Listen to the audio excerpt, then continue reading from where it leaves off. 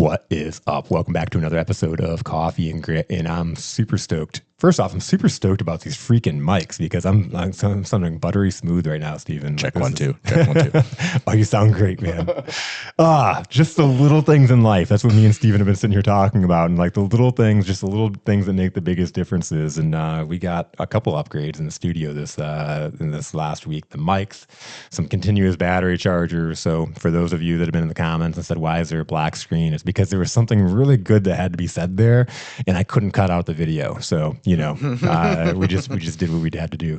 But man, I'm super excited. I've got my friend Steven in the studio. This is his second time on Coffee and Grit. Super honored. And this is in the new studio. So super excited to have him in. Steven went through Difference Maker Boot Camp in this last cohort. And so we got to dive in even, deeper with each other over the last few months. And so it's been awesome. And so Steven, man, welcome to the show. Thank you. It's truly an honor to be back. It's my pleasure. We're sitting here, we're just jamming, and I know some of that's going to make it in because it's some good stuff. We're getting emotional there. 30 minutes of chit chat. We don't even know what's going on. Yeah, sounds about right. That's why I always hit start. You never know what you're going to get. No, good conversations lead good conversations. Man, so what has been up with you? Say everything is great. It's the start of 2026. I went on a beautiful vacation with the family. I had 2 weeks to enjoy myself and figure out life, figure out what's going on. And it's that beautiful time of year, kind of like we were just talking about, of saying, hey, what are the priorities? What do I need to be doing? What's going on? And that's where my head's at these days, I'll say. I know I always like that beginning of the year of kind of like a reflection of where have we been through these last 12 months? A lot of it, especially as we get older, it's a blur. Yeah. A lot of it is like, wow, that was last year. And then there's other things that's insane, like, right? Yeah. There's other growth periods. It's like, wow, that seems like a long time ago. Yes. But no, it's interesting. And I'll say to that effect, one thing I realized looking at this year is I love the social media I've been doing and just the simple documenting for my stories every day, because it's that pause point. It's that stop to say, I'm taking in this bit of life, whatever it is. Versus, like I read something yesterday, it was like, if you get into your routine and you wake up and you go to work and you do this thing and you come back, that's why the years go so fast, because you have nothing that's taking you out of your thing. So it's cool. I'm looking at all these different stuff that's like, okay, I need to be present. I need to pause at this. I need to look at this. And, it's good. I know that really well. There was, before I started my business, it was like in my job, just going through this motion of doing the same thing every day. And every day was a little bit different at work, but like for sure, coming home, going to work, coming home, petting the dog, hanging out with the family, eating dinner, watching TV, going to bed, waking up, doing the same thing over and over and over again. It was like, even like, I wasn't going out and hanging out with friends. I wasn't really doing anything. And I was like stuck in this rut of like, man, like life has become this like constant thing. And so I ended up running for school board. Shook me out of my comfort zone. Like it was really crazy. I was coaching my kid.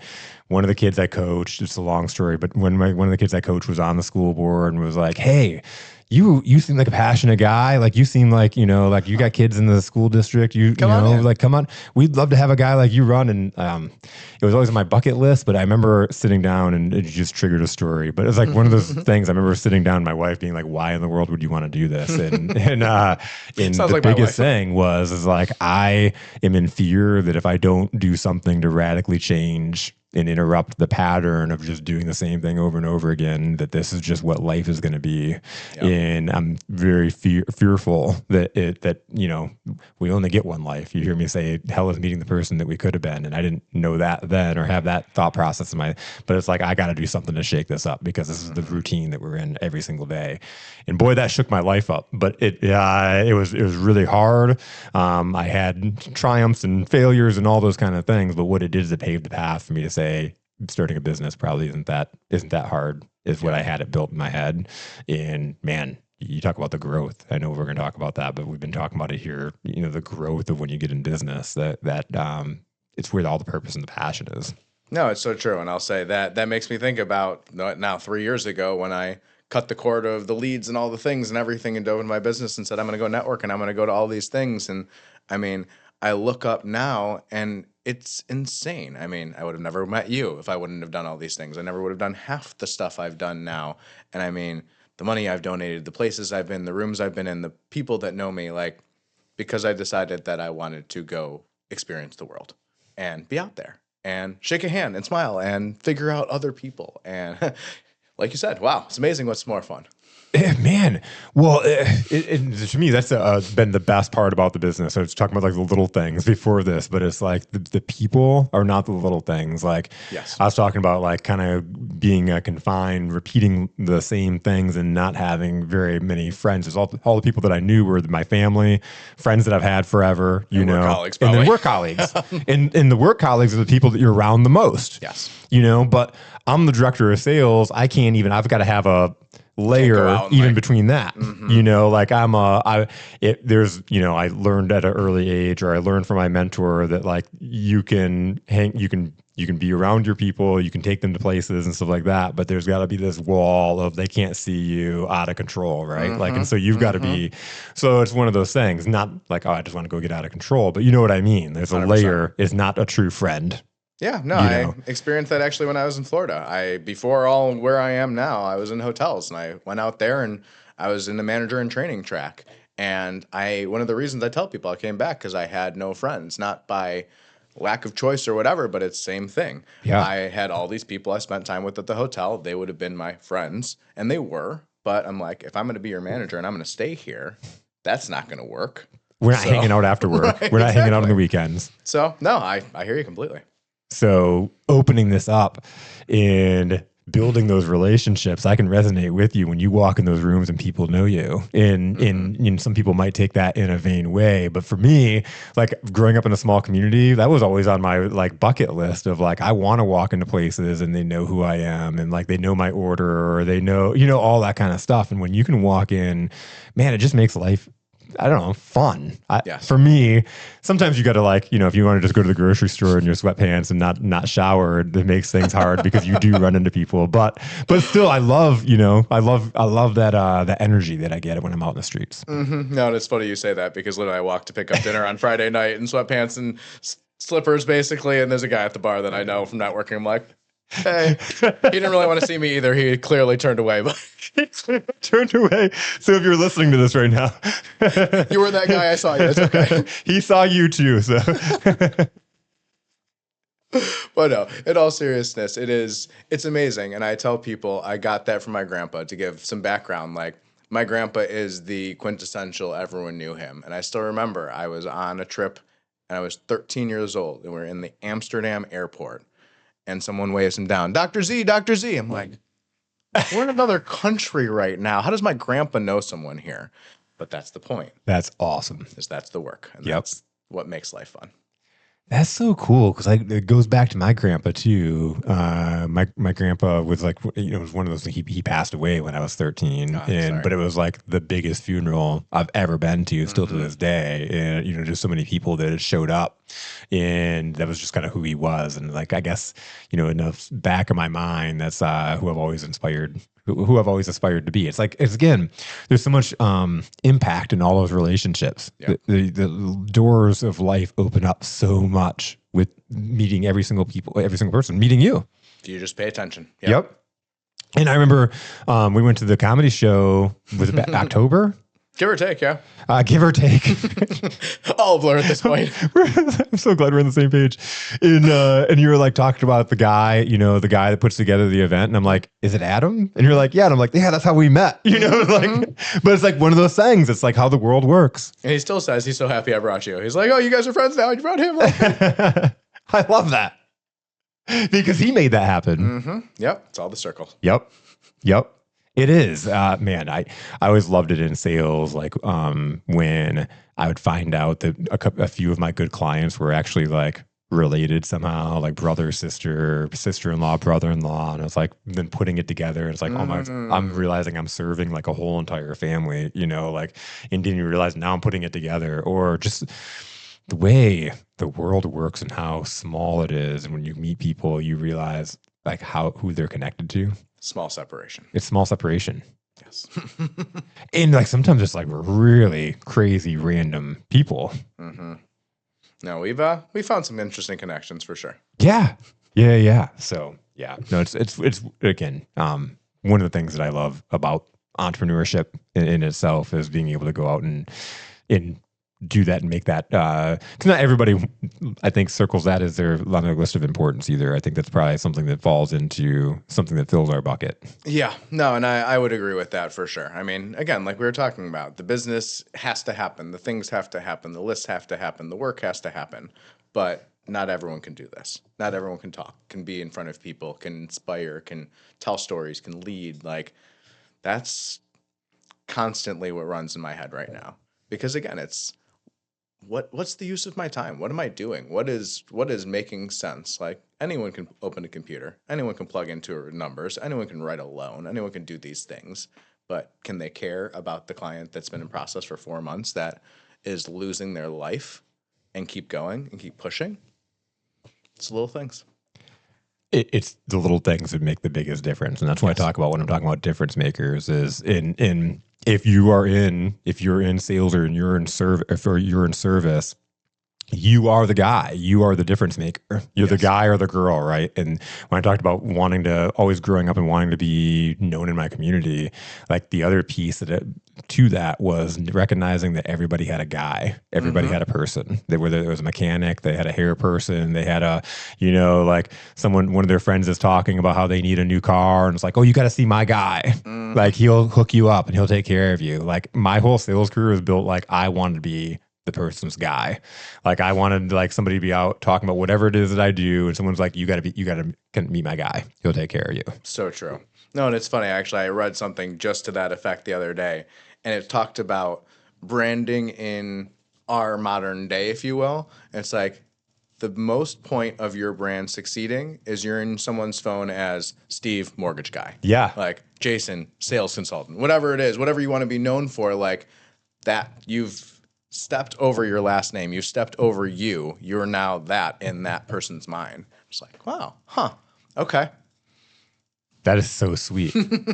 But it's because, like, again, other people know what you know. Yep. Other people are plugged in and have the same systems and have the same tools and whatever. But are they asking the same questions? Do they care as much? And maybe, but everyone's different too. Yes. No, and it's interesting too of what you put out there and what you think you're putting out there. I know we've talked a lot about too, but like it's funny. I had a meeting, this is now a month ago, give or take. Realtor I've worked with plenty of times, talking through different things, talking a little bit about the business I'm developing. And she's like, that's really cool. That's so smart because this. And I was like, okay. She's like, Steve Mortgage Family Man. That's my Instagram handle. That's on everything. Like that's me. But she's like, I think of you as the business guy. Like mortgage is just what you do. I'm like, well, either I'm doing something really wrong because you're not thinking mortgage first and you're a realtor, and this is a problem, or I need to take this as like, wow, what am I actually putting out there? What is the value that people are seeing? That's much bigger. It is. It is. Well, and I'm sure when you're putting the amount of content and stuff out there that you're putting out there too, people start to see you more, and it probably shapes around that business guy. Yes. No, because I mean, that's the angle too. Like I know we've talked about it, and for listeners here, if you will, no one wants to hear about mortgages all day. They don't care. Like, no way. I know, right? I thought they'd be like the most interesting topic to talk about. Which again, I mean, places and times, little things here and there, but even the guy going through the mortgage with me doesn't care. He doesn't care what this does, that, whatever. I mean, it doesn't matter. But what people do care about is once they're in the home. Oh, okay. Like, where do I put my trash can? Like I did this weekend. Like, there's someone in my office renovating their entire kitchen right now. I overheard the whole conversation of where they're going to put the trash can, this and all that and the other. And in my head, I'm like, I'm doing this video on Saturday. I'm going to tell you not to put it in there anywhere because it's garbage. Like literally and figuratively. But again, it's just the simple things that you don't realize what you're putting out there until it comes back. Yeah, no, that's fun when you do content like that and you can hear people's conversations and be like, this is a video. I know it happened a couple of times in boot camp where you're like, you heard a conversation and the next thing I know, I saw a video. I'm like, I recognize that. I recognize that. No, the list on my phone is 100 plus things long and I'm just listening to the world and waiting to share it. In like, what a recipe to creating content. Yes.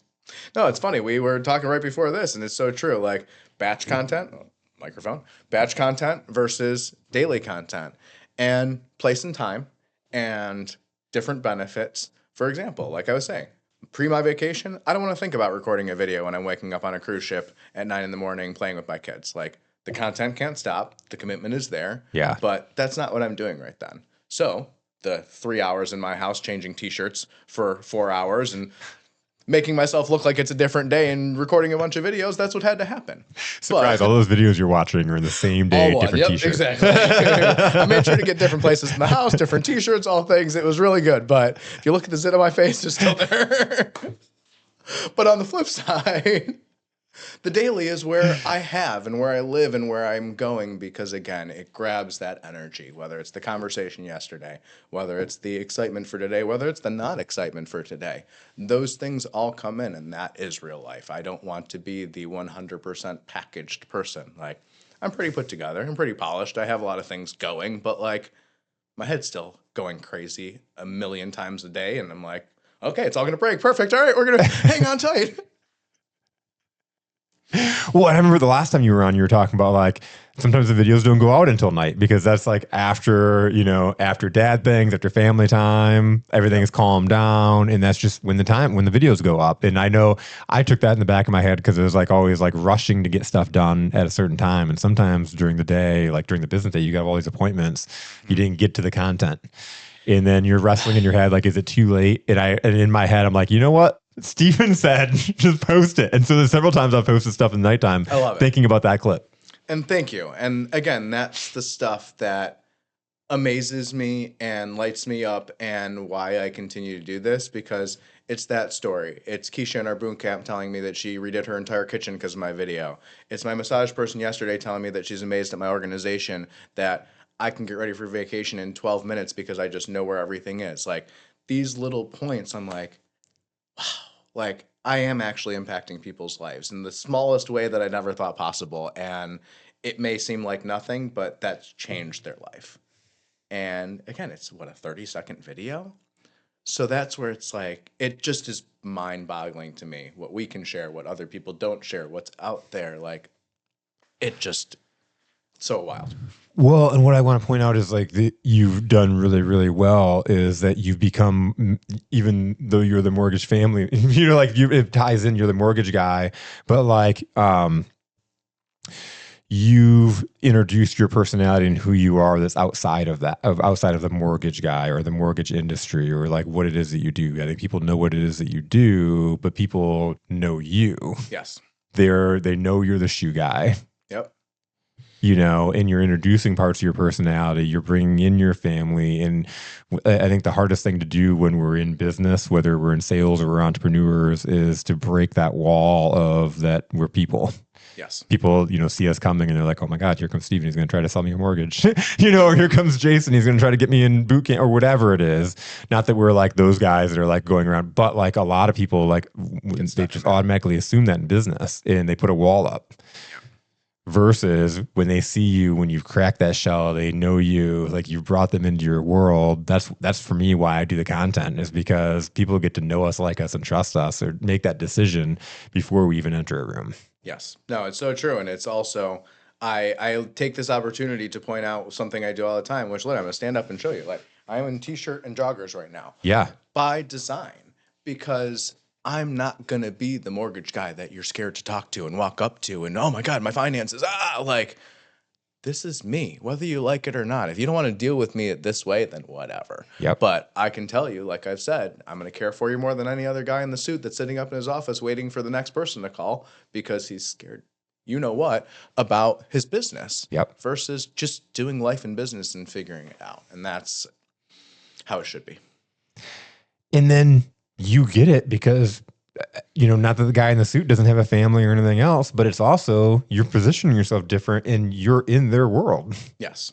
Well, again, I mean, this is a gigantic decision, whether it's, again, signing up for coaching or whether it's doing your mortgage. Like, you're investing your life into someone and your livelihood and your ability to do whatever it is you're doing. Like, who are you going to trust? The guy that shows that he hangs out with his family and wants to be part of that world and understands you at your level? Or even if, again, the guy in the suit does, He's not showing He that. doesn't show it. Yep. And so it just seems so stiff and like,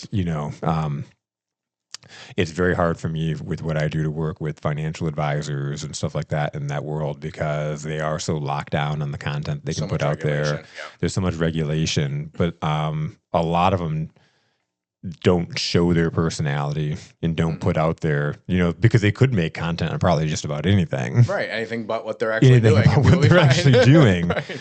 But a lot of them look so rigid. And I think if they just opened up their shells a little bit, there's so much area to make a differentiator, to become to stand out in that industry.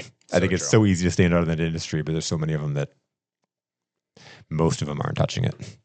Which is hard. I mean, again, you come from these financial industries, mine included, where everything is this rule, this law, that law. We're going to scare you into worrying about calling someone. Like, even in my world, it is. And Yeah. partially why I do the business I do. I was tired of being the spam marketer, the person that eventually wasn't going to be able to call through because there was a phone filter. Like, we're already experiencing that these days. Yes. But I have people that want to talk to me and are excited to, or are calling me. And that volume might not be the same as that, but like, whatever. Like, they care. They want to work with me. They want that value. And that equally is like, breath of fresh air. It is huge, especially, and we were talking about like doing all the things when we get into business. Like we're operating, we're doing the sales, the marketing, we're doing the actual thing. When we get a client, we're going through and we're doing the process, right? And there's only so many places, so many things that you can do at once. And so boiling it down for me, I didn't want to do cold calls. I want to be the guy that I walk into a room and people know. Yes. I came from an industry where, and I've said this a couple times in the most recent podcast, so it's been repetitive, but in the industry that I was in, the cellular industry, I could walk into a room nationally and people would know who I was. It's unbelievable. And that was awesome. I built a reputation. However, I didn't want to be in that industry. Yeah. I didn't want to go consult in that industry. I didn't want to get stuck in that industry. Like I could see it changing very, very quickly to like customer service being pulled out. And I didn't want to be a part of it. Sure. And so like to come out and then come into the business world and nobody knows who I am now out there trying to break that world in is like, I've got this experience. I can do these things. Like, how do you put yourself out there and not coming off like you're making cold calls or, those kind of things, like trying to figure it all out, making content, putting it out there, sharing my stories.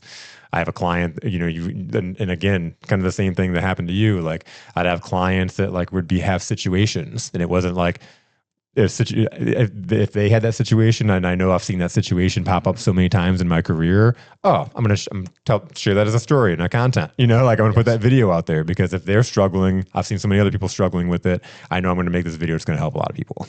There's so many people in the same boat. No, and it's the funny part. I tell people all the time with the content stuff and with anything, like we're in a world these days that if it doesn't exist, make it. Because we're all thinking the same thing, generally speaking. Sure, we have our different preferences and whatever, but like the rules of the game have not changed. We all want the same thing, like family, freedom, a little bit of peace in mind. Yeah. Be able to go out to eat every once in a while.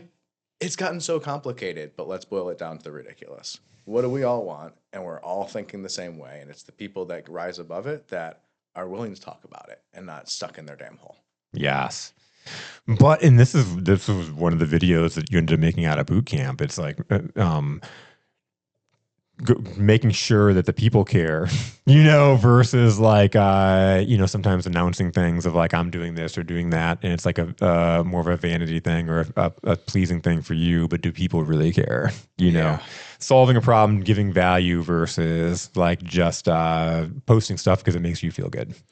It is interesting. And I'll say that's funny because it makes me think, especially in my industry in real estate, like you look at, my page is flooded with it because I follow all these people, but anyone in real estate that go to their page, you're going to find their stupid end of year post with their volume and their number of clients. And it's like, on one side, okay, congratulations. Like you did the thing. Yeah. But tell me, any other industry in the world that goes online in front of everyone and says, this is how much money I made, congratulations. It blows my damn mind. Versus, okay, I did that to a degree, but I posted about my donations and how much money I've been able to donate from the work that I've been doing. And after 3 years, how much money I've been able to donate. And yes, there's some vanity to it. And yes, there's still that announcement. And if someone wants to do the backwards math, they can figure out what I made. Like, have at it, have fun. But like, that's the point, is I'm thinking about that and looking at it like, I'm not going to be the same person that's showing, hey, look at me. Be like, look at all the other people that I was able to impact. Look at these people that were able to choose. Look at what my clients chose in their communities that they wanted to support because they bought a house. Like, that's the fun stuff, not this other whatever. Yeah. No, I get it. It's sort of, but like, we get caught in our head of like what we see as important, Yes. Even from a selling standpoint. And I think that a lot of those folks just need some help, because when they're going through programs, they're being told to sell a certain way, and they're going out and looking, they're a solution looking for a problem, right? That's an interesting way to put it, but yeah, you're right. But and sometimes they're not even looking for the problem. They just don't understand why you wouldn't want their solution, versus like really understanding what would somebody want, who would be my ideal client, and what is it that they want. Like if I'm out and I'm listening and I'm really listening, how can I solve their problem? How can I help them? Versus like, I've got this thing and there's no way that you don't want to look at this opportunity. No, but it's hard because I mean, whether it's the MLM or the other stuff, like when do you cross that line, if you will, of my value is worth what it is versus, oh, you're a guy that doesn't fit my need, but sure, I'm going to help you because I can.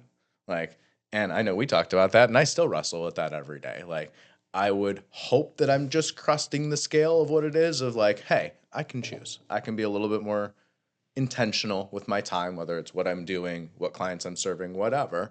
But, like we were saying, we all got family, all got bills, we all got things to do. Like, yes, a big payday comes and stares you in the face. Like, it's hard to say, no, sorry, you don't fit my mission. Like, I need dollars. Like, absolutely.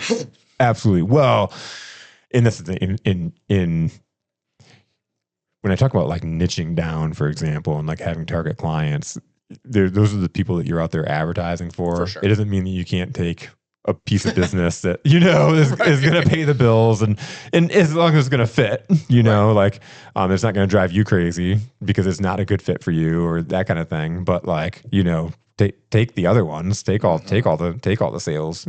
No, and it's true. And it's funny because I read so much in business, obviously, and I look at all these things, and it's that perfect conversation, if you will, of like, is that client that doesn't fit you? Like, are they actually feeding the greater goal? You're going to mold them along the way. Are they going to be able to do whatever?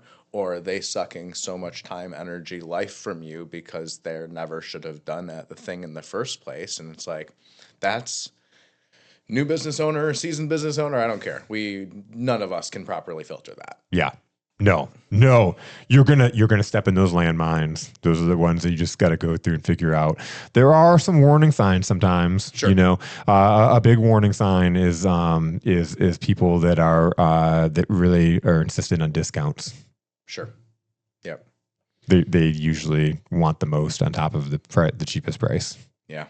Well, no, it's that old saying that the client's going to become a friend faster than the friend becomes a client. Like, I love my friends, I love my family and all the things, but I've almost never had a client ask me to discount something just out in the blue without justification, if you will, versus, we've all had it. The friends, family would be like, all right, I'm expecting this because I'm your person. Yeah. Like, no, but you went and bought that. You went and bought that. You're supporting that big store for exactly what their price is. Like, yep. Interesting.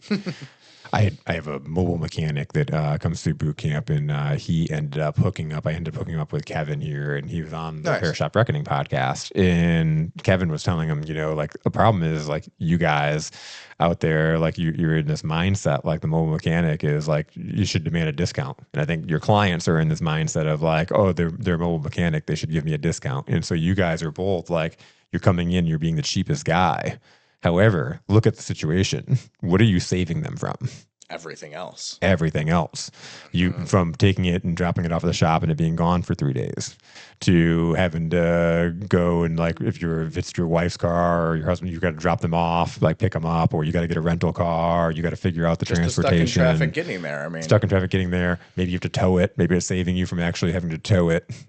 Like he's like, if you're in their driveway, like I'm in your driveway right now. Yes. Like no matter, even if you're charging a good wage, like there's no way you're going to be higher than a dealership to go get it fixed because like you don't have all their overhead. So you're not charging $250 an hour Right. labor. Like, but if you bump it up, you got to have some value in yourself that, hey, I can fix it. I'm in your house, in your driveway right now and get it taken care of. Like you can be back on the road. You don't have to get a rental car. You don't have to tow it in, all those kind of things. Being in that mindset versus I'm going to come and I'm going to be in your driveway and I'm going to save you money. Yeah. It's like, No, it's man, funny. Actually, my first entrepreneurial thing. I don't know if you even knew this. I was had a auto detailing business. I was 15 years old. yeah, no, I did Started off not. a little bit, and then once I got my license, I threw this cardboard box that I built dividers into with towels and some cleaning supplies, and my dad shot vac, and I went and did the thing. And literally in people's driveways with their hose, vacuuming out cars for multiple summers. And back then, I definitely didn't charge what I should have either. But Yeah. in respect to it, I looked at Jack's pricing and I looked at what I was doing and I was like, okay, like I'm at your house. I'm also a teenager showing up, knocking at your door. But like, what am I bringing to you? What value is there to that presence, if you will?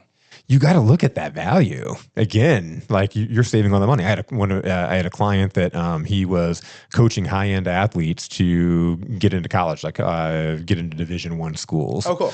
And he didn't have a lot of value on his worth. And I was like going through it, and I was like, okay, so I'm like, what's your success rate? Like, how many people do you work with that you get into a Division I school? And he was like, 90% of the kids I'm working with are getting into Division I schools. Like, oh wow, it's amazing. Like, what does that mean to them? Like, what does that mean to their life? And he was like, wow, it could change their life. Like, what does it mean to their family? Like, how much is that worth? Like a scholarship to a Division I school. Like, how much is that worth? Like a few $100,000? And he was like, yeah. And I was like, all right, so now how much is your coaching worth?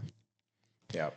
Because if you're thinking about it, you're not thinking about it in a tangible thing. You're not going deep into the levels. Like that college education could change that kid's life. Yes. And that could make them millions upon millions of dollars for the rest of their life, depending on what they're doing.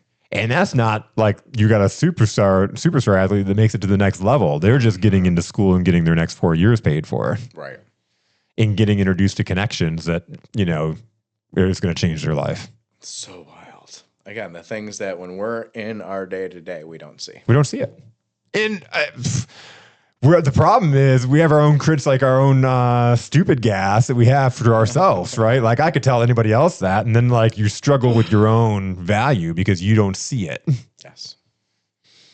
So for all the entrepreneurs out there, like this is why we do this show, is because it's like, and again, we talk about content and the things that we see. This is the thing that I see consistently is like people don't have a high enough value.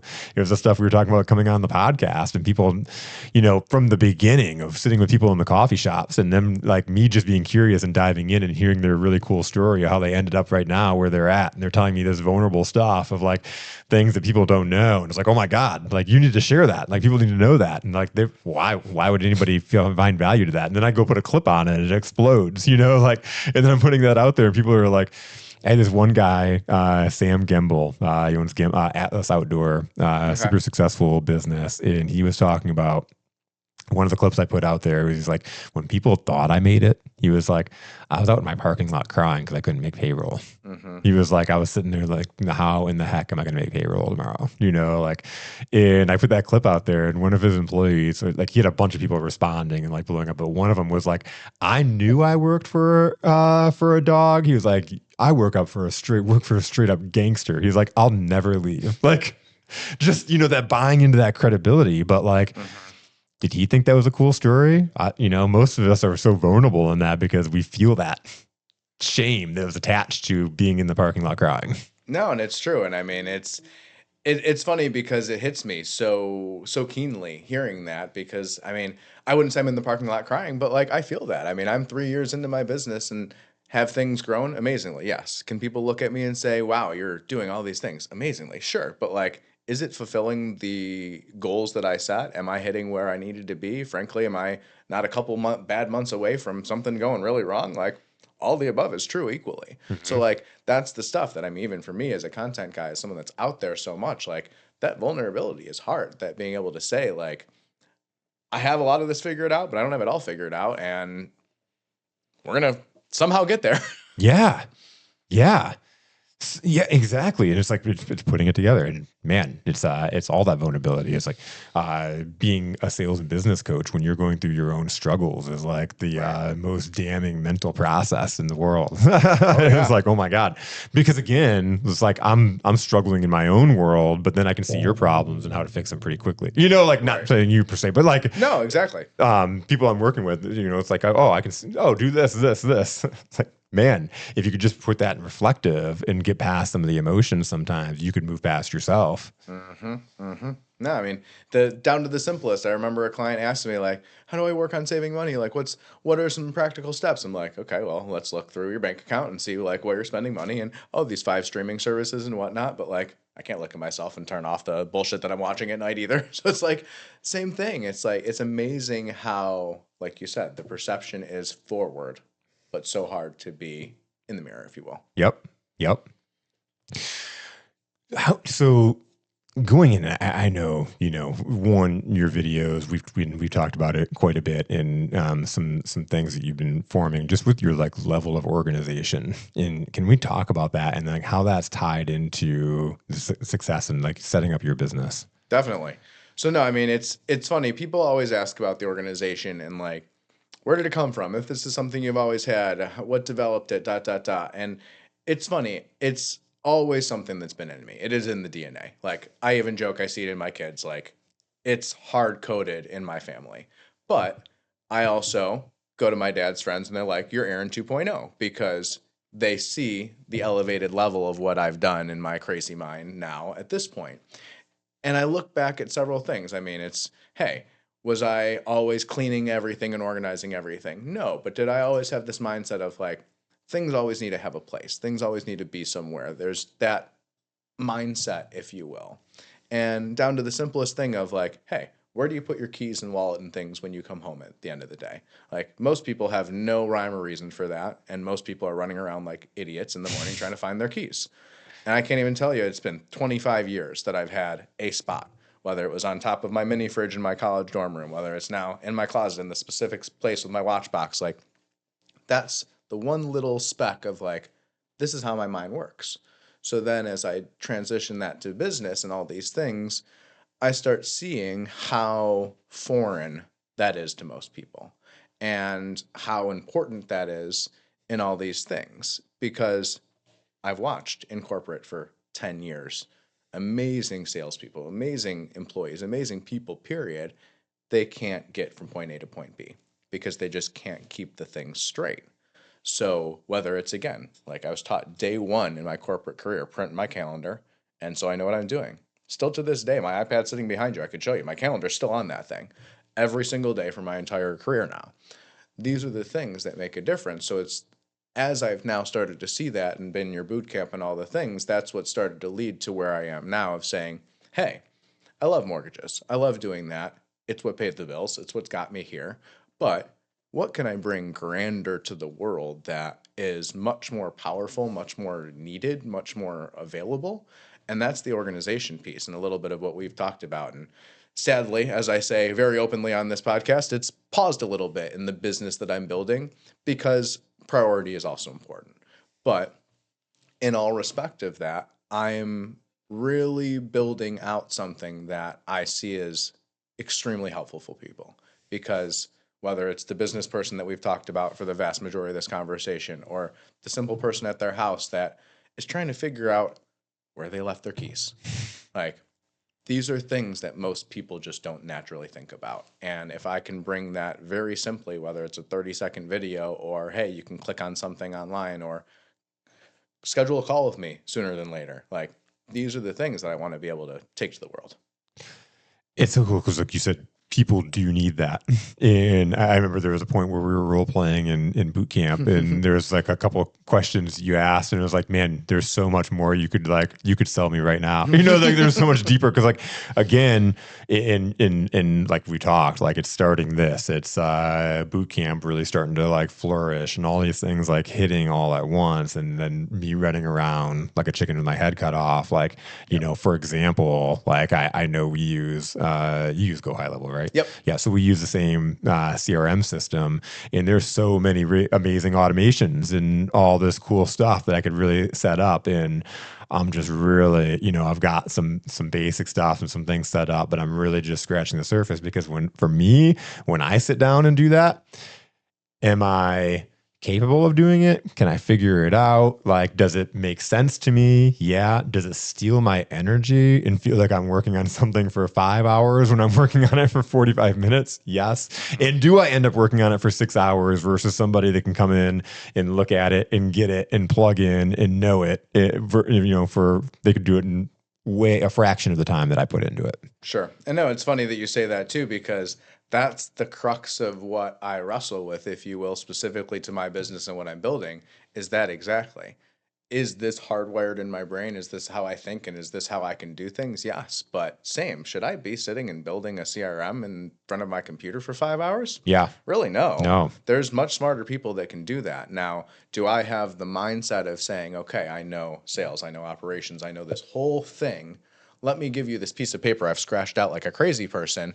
Now go build this for me. Yeah. Versus me sitting there. And again, it's hard because I'm not at the point of saying, can I hire 5 people and a development team to go do these things? And also, I need to be boots on the ground, if you will, to build the thing and see it break, and then I have to fix it. So there's value on all sides, but you're right. And that's the fun part about this is I see the value in bringing that knowledge, but living in it day to day is a whole nother animal. Yeah, it is. No, in this, and like it's going through the stuff and then piling on and all the. I love creating clips. I don't really love like editing a full podcast. Yep. Like I can pull clips and that's fun. And like I love like finding those little like punch points and putting together a story, that's like 90 seconds, like and hitting it out. And I love like when I post it for somebody or they post it, and I love watching the numbers blow up and then get the engagement. That's so much fun. Sitting through a 90-minute podcast and making sure that everything's cleaned up.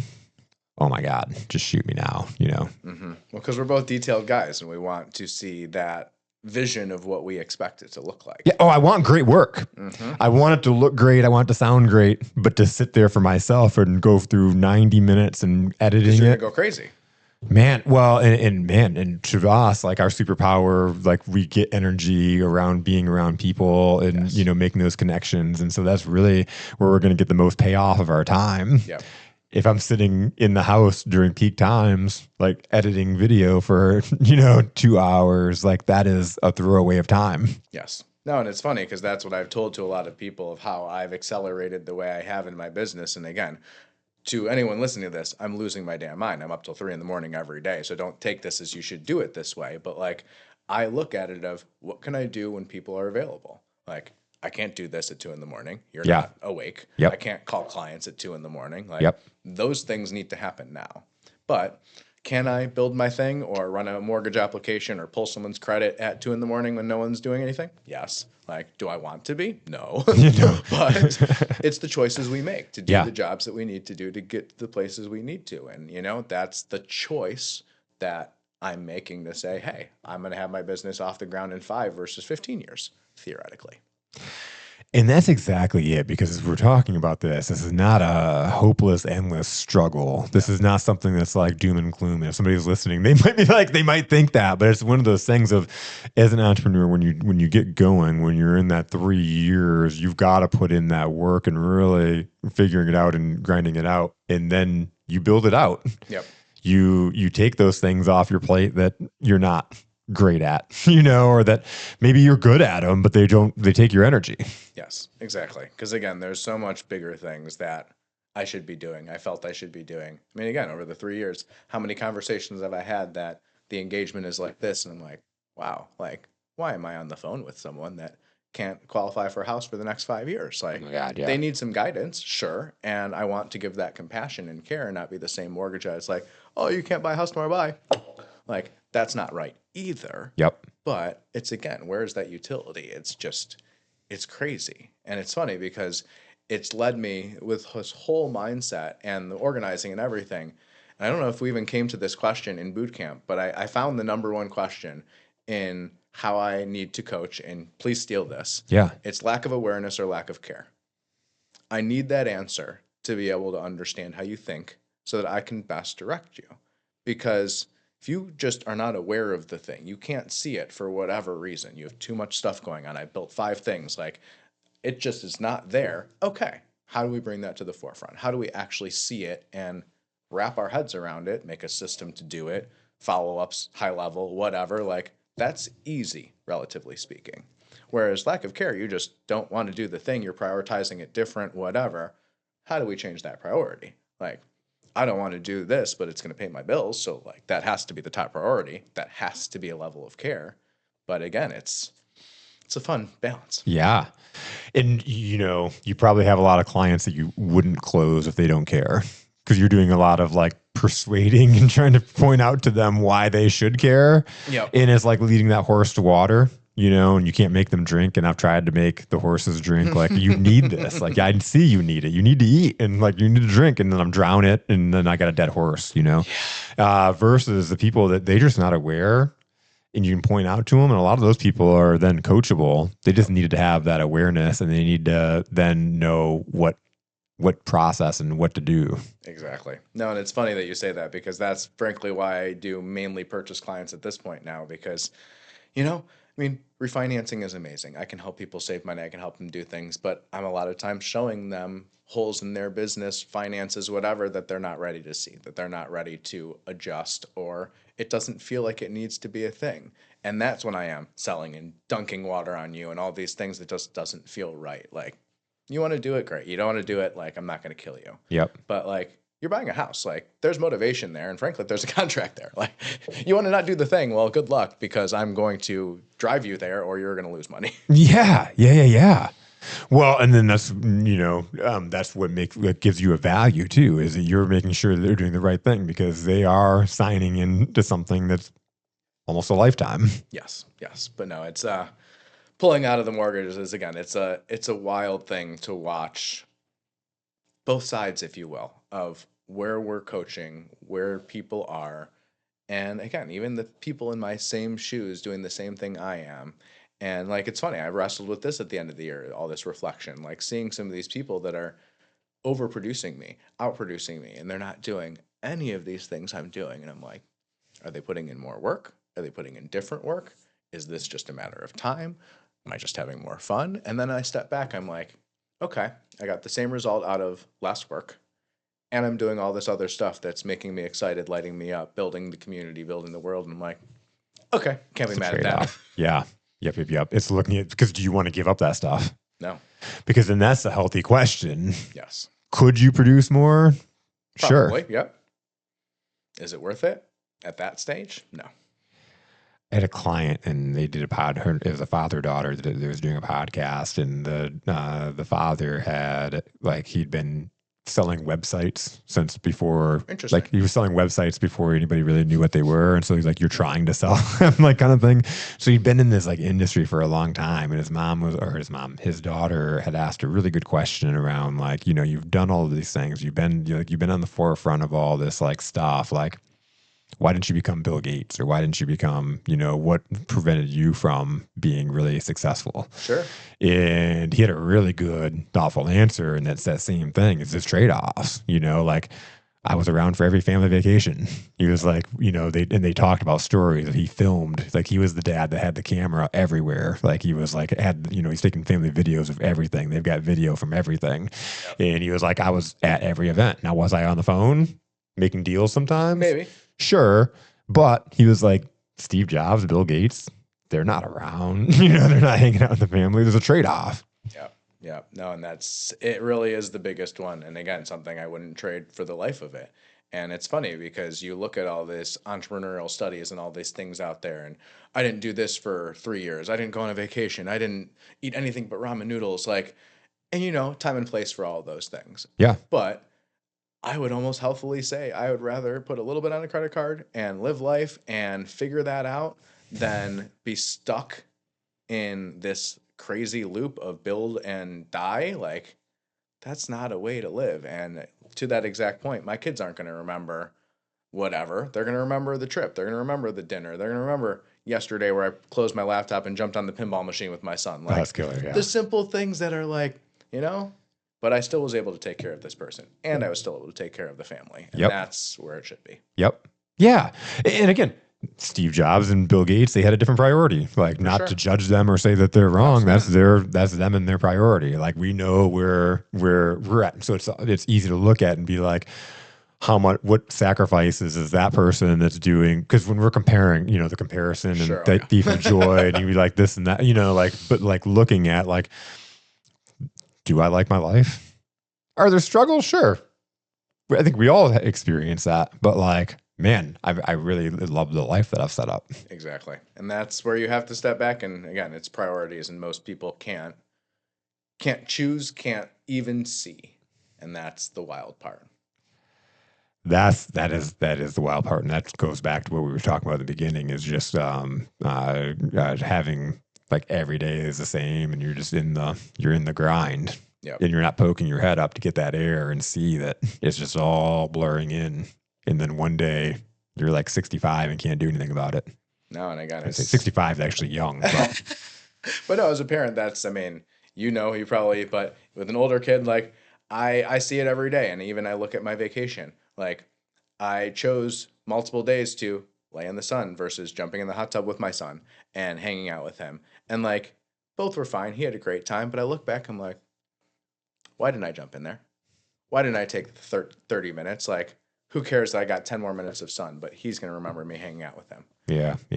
And again, I almost feel like I'm going to cry saying that because it's crazy. And like, that's the real life. And that's the choices that so many people are making nowadays. And the stupid cell phone in our damn hands. Like, again, it serves everything. It Yep. really does. And I can do business anywhere in the world because of it. And it's a beautiful thing. But we all know, and everyone hearing this can say, like, how many times have we held that damn thing in our hand when we should have had the conversation like this?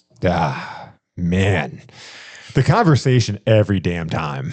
And like there's so many times people will ask me a question like, my biggest pet peeve is like, and we all do it. So it's not, I do it to other people, do it to people too. I caught myself the other day is like asking the question over text is how you doing? Like, there's no way I could possibly, you're, unless you want just a good, like, there's no way to really possibly answer that through a text message, like, and do we really want to get that deep? It's just a thing that we ask people, Sure. It's just a thing that we do.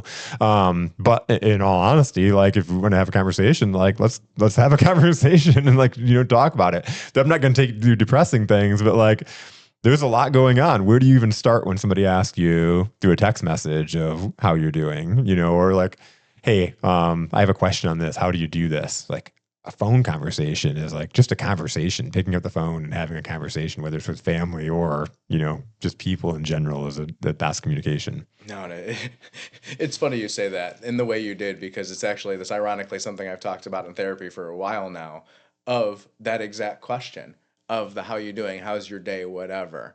And how damn bad everyone is at asking questions.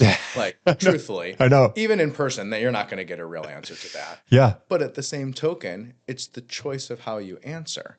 And that's the problem that I fall into time and time again is I'm moving at such a high clip, like I don't want to take the time to answer that question properly, or I don't feel like I want to take the time. So the answer is good, everything's great, whatever. Like you can see it. I posted today. What this is what I did. Yep. But like the answer is so much deeper. I mean, hell, we've talked for 2 hours now, and I could talk for 8 hours longer about what's going on in my life right now. Like, yes, that's the real stuff. That's the real stuff. It's amazing. It's amazing, and you're right, and that's the real stuff. And like not everybody's asking that question, or you have a relationship where you feel compelled to like go through and like say the things. But there's like, like let's have a conference. Like there's a lot going on. There's a lot going on since we saw each other last in November. Yes.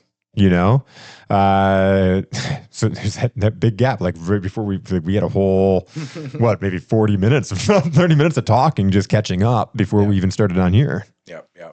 But again, I will give you credit too to say that it's all about the questions and it's listening and it's the simple things. And again, I walk into this room with you and I made one comment and you're asking how I got into sneakers. And again, I've made that same kind of comment to hundreds of people. And it's okay, cool, shoes to that day, whatever. They might look down at what shoes I'm wearing, but like, how many people know the story of how I got into shoes or the random place that I walked into in Boston that I told you? Like, it's the listening, it's the questions, it's the difference that people just glaze over. And it's so crazy because it's like it shouldn't be that easy. No. But it is. It is that easy because so many people are not listening to the little things. When you said that was before I got into shoes, I was like, "Whoa, wait a minute! Like, I know how big you're into shoes. Like, you know, like, you do videos and content on sneakers. Like, what got you into shoes? Like, at what point? You know, that's interesting to me." Yep. And it's funny because I did see another podcast recently, and it was a networking thing, sales thing, whatever. And the question was, how do you become more charismatic? And the answer the guy gave, one more question. One more question. Literally. Yeah. Anywhere you go, ask one more question. Yep. The person at the grocery store, the person in line wherever, comment on something. Oh, that's a cool whatever. Like, they picked it out. They liked it for some reason, something they put it on that day. They walked out of the house like, you could think that's the ugliest thing in the world. Ask them about it. And you don't even have to be fake in the comment. You can be, that's so interesting. The nicest way possible, right? The nicest way possible. My uncle, and I remember I was a little kid, and like my grandma's neighbor had some ugly kids, and he was like, came home and he was like, came up to my grandma's house. He's like, yeah, the neighbors, you know, just showed me their kids and like, they're so ugly. And she was like, isn't he cute? And I'm like, he sure is something. And I'm like, wow, what a positive spin to that. That's amazing. And like, it's always stuck out in my head and how you spin things. Yeah, no, I heard that as a parent. It's either, oh, look at those cute kids, or oh, look at those kids. Oh, look at those kids. Yeah. Small differences. It's just all the way but yeah, it's I think I probably shared this story in boot camp about my former boss's husband that was a lawyer.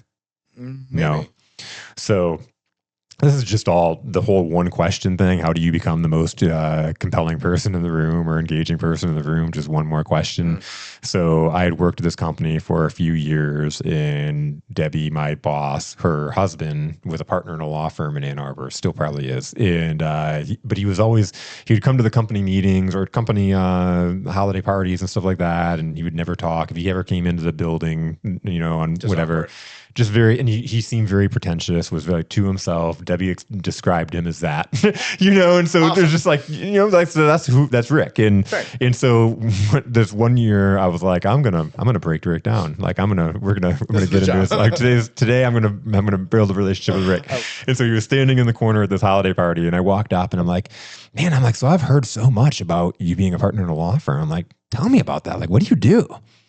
And like, he lit up and he's turning talking to me about his, like, what he does. And he got into detail, and I kept asking him more and more, like, tell me more about that. Like, so when you're there, you're doing this. And like, we talked for probably like 35 minutes, and I didn't think anything more about it. I laughed. And the next time I saw Debbie a few days later, she's like, what did you say to Rick at the holiday party? And I was like, what do you mean? She's like, he has not stopped raving about how you're the best conversationalist he's ever met. And like, what did you say to him? I'm like, I didn't say anything about me. I asked questions. I asked him about him. And I'm like, that's an easy one. But this is the thing. It's not just Rick, who's a partner at a law firm, who's probably wrapped up in himself. Like, we all are. Yes. That's the whole secret.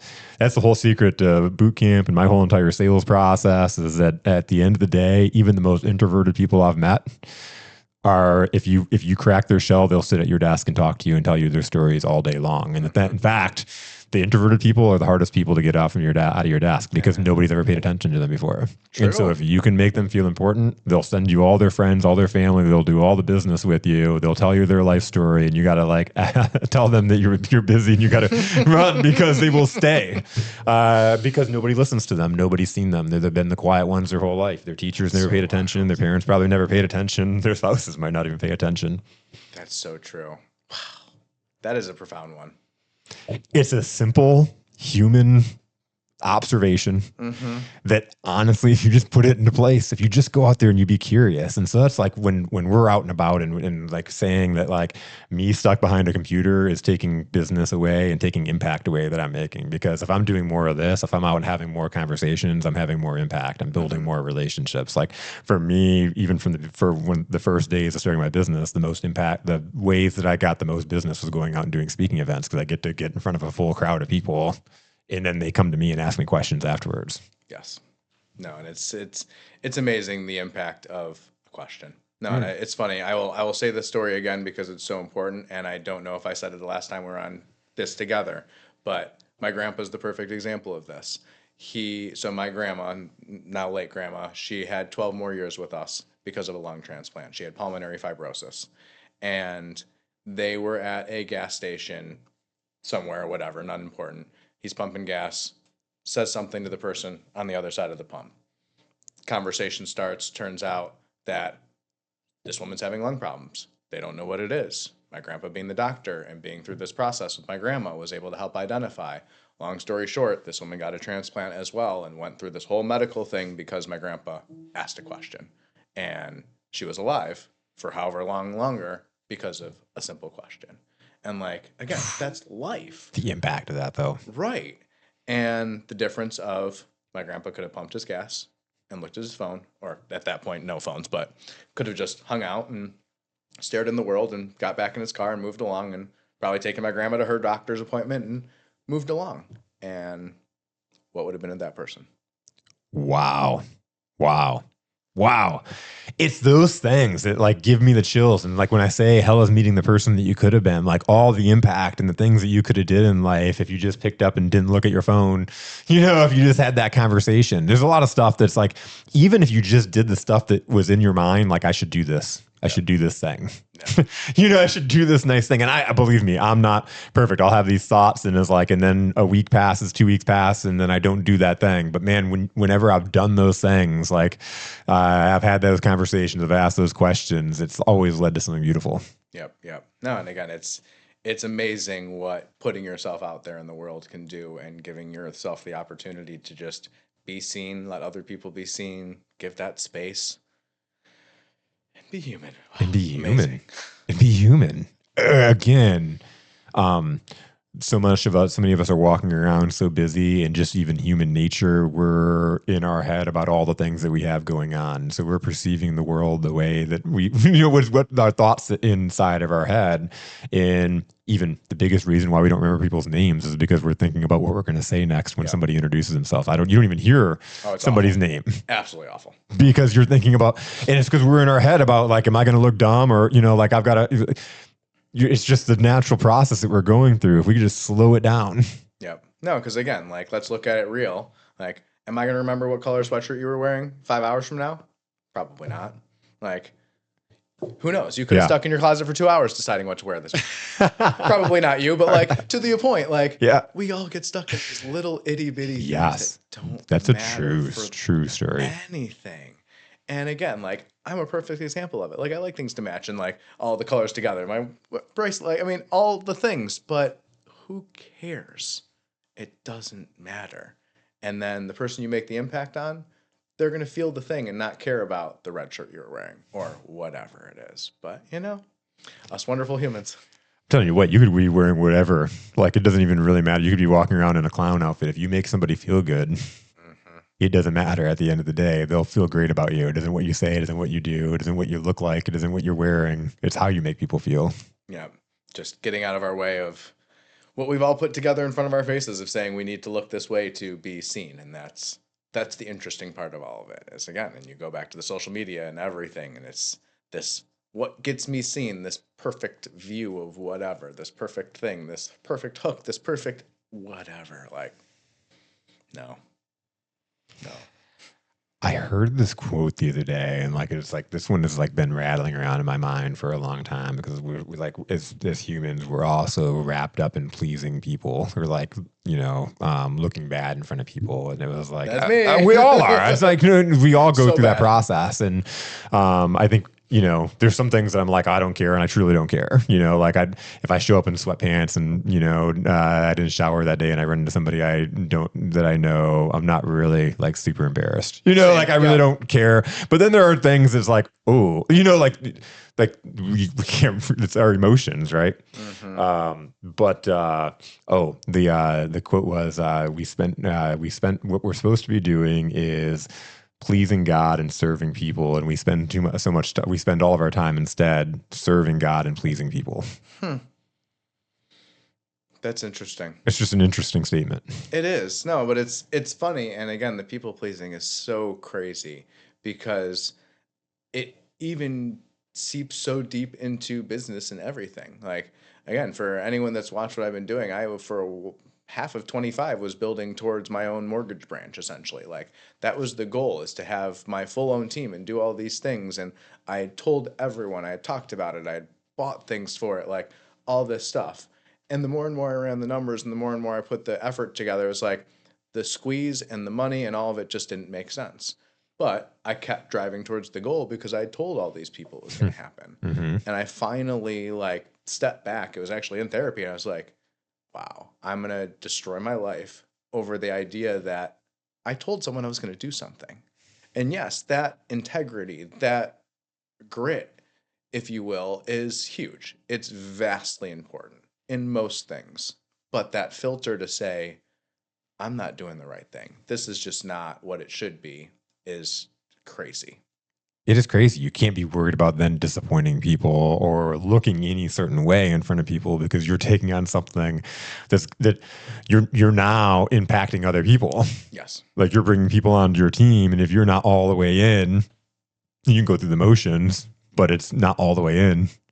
Nope, and that's what held me there as I was looking at the potential hire and her family and all the things behind it. And I was like, how can this rely on me? And like, I would have figured it out, and I will figure it out. And there's things on the horizon, and all will be. But like, even now, we talked about, I'm thinking about hiring an assistant for my mortgage business. And that in itself is daunting, because do I, over the whole year, have enough production to take care of someone? Sure.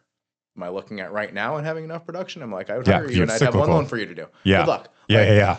So it's funny because it is that balance of vision versus reality, if you will. Yeah, well, I mean, I've always been in sales. Like, there's always been January, February are the worst months, like no matter what. Started zero every month. And in the insanity, when I first started in sales, I didn't save any money. And so like, it was like definition of insanity of every January and February. I'm like, I can't eat, I can't pay bills. What's going on? Like, we hopefully all learn eventually. Hopefully we all learn eventually. It's like, this is insanity. But it's, yeah. And it's the stuff that none of us are ever taught. It's we roll into these things and we watch life happen and we pick up these habits and we go, and the few of us that can break out of that bullshit. Yeah. So, talking about this, like, what is the best way to refer you? It's a great question. And, it's a matter of business and care. Like, I would love people to think of me everywhere as your mortgage guy. Like, truthfully, like that is what still pays the bills. That is what I do. And that is still the only active thing happening right now. But is that really me in the full picture? No. And that's the hard part. And that's what happened with boot camp. And that's all the things. It's like, I love what I do. I know that there's far a number of people that can't even remotely care or do to the level that I do. So I'll do this for as long as I breathe because I can serve people properly. And that in itself is something that I would hope people can reiterate and refer that way, of saying that this guy knows his stuff and knows how to get it done and is going to care more than anyone about doing it. But is that the big picture of what I want them to know about me? That's the question. And I think that's what I'm wrestling with. It's that split. Again, you have these natural like passions and skills that shine. Thank you. But no, I mean, the ultimate goal at the end of the day is build enough of a mortgage business to give me the freedom to build for other things that really, really help people, and gives me the freedom and time and finances to be able to, again, serve more, donate more, give back more, be in the community more, and have fun with life. And, hopefully show a few people along the way that this is how it can be done too. And sitting behind your door and your computer in your room is not the way. Amen to that for sure. I just had a final thought there.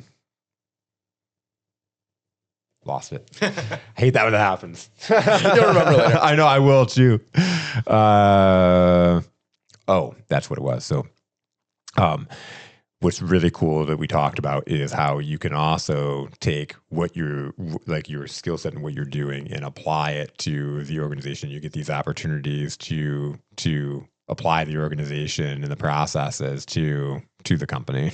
Yes. And I will say, to put it out there, going against what I just said with the branch thing, I will put this one out there, and it will be people pleasing, and this will happen. But SOS is what's coming for anyone that's looking. Business and personal consulting, organization and everything. Anyone that their brain doesn't work this way, I got you. And it's coming. And check out Steven's content. I'll put some links in the notes that you'll see below, and check out his content. This is all stuff that if you own a home, you're gonna learn some stuff out of it, and it's like the helpful tips and tricks and the things that blow your mind that you had no idea. Just find my video on putting a pillowcase on, and it'll change your life. 5,000%. The things that you just would have no clue that would change your life, like how to put a pillowcase on. Yes. Steven, man, this has been awesome. I love catching up, and it's always great when we can do it with video gamers on. A pleasure. Amazing, brother. It is always